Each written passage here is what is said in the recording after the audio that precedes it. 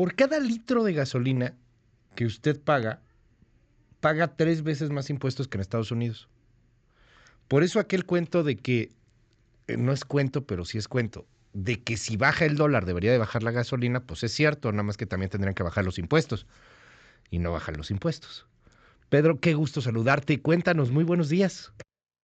Luis, buenos días. Qué gusto saludarte también a ti y a quienes nos escuchan. Históricamente, en México, el precio de la gasolina es más caro que en Estados Unidos debido a tres factores, Luis. Primero, porque se trata de un producto que importamos, así que estamos expuestos al precio internacional del petróleo y consecuentemente a los precios internacionales de las gasolinas. Y cuando estas son elevadas o estos son elevados, México tiene que pagar un precio eh, o un sobrecosto por esta razón. Agregue usted además lo que se conocen como los costos de logística, es decir, el costo del transporte que va desde el puerto en el que se recibe la gasolina hasta el centro de despacho al que usted acude con su carro a llenar su tanque de gasolina periódicamente. Y además está un tercer factor, que es el que coloca finalmente el precio de las gasolinas en México en un nivel considerablemente mayor al de Estados Unidos, los impuestos.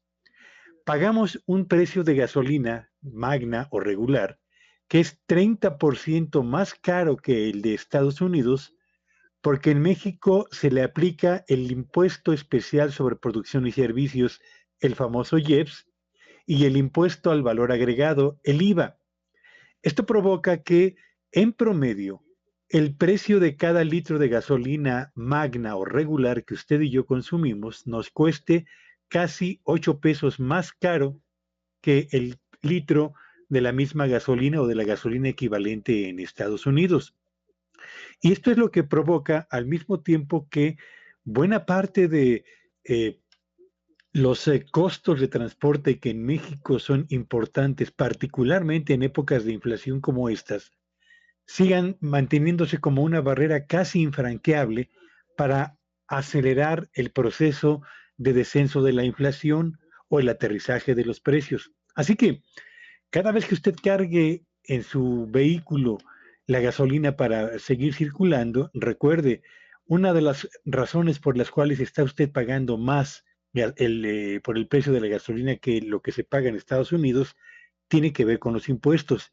Y esto es una cuestión importante porque ahora que vamos a empezar a producir gasolinas, bueno, eso dicen a partir del 1 de julio en Dos Bocas, muchas gentes van a empezar con la ilusión de que el precio de la gasolina en México va a descender, cuando en realidad esto no va a ocurrir ni en el corto plazo y temo mucho que tampoco en el 2024, Luis, por los problemas que tenemos en materia de costos de operación, pero sobre todo por la estructura actual de impuestos que se aplica justamente al precio de cada litro de gasolina, Luis. Pues ahí están las tres razones, querido Pedro. O sea, el asunto de los impuestos es importante, pero los otros me llaman mucho la atención porque está cara la gasolina y tiene que ver, por ejemplo, con la logística, ¿no? Que nos mencionas. ¿Por qué no hemos invertido más en logística? ¿Por qué en vez de estar cerrando los ductos para combatir el huachicol, pues no le metemos más lanita a otro tipo de cosas? No hay almacenamientos de gasolina en el país, entiendo, no al menos los que necesitamos.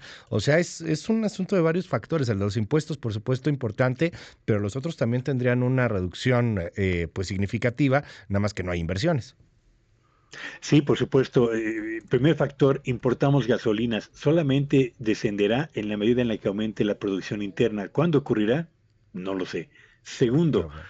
no Ujú. tenemos infraestructura suficiente para abatir los costos de logística porque las vías de comunicación no siempre están en buenas condiciones y porque tampoco tenemos centros de almacenamiento ubicados en sitios estratégicos que permitan la distribución final con menores costos hacia el consumidor final. Así que tres barreras que van a impedir que el precio de la gasolina descienda, por lo menos o se acerque tanto como lo desearíamos al costo de la gasolina de hoy en Estados Unidos, Luis.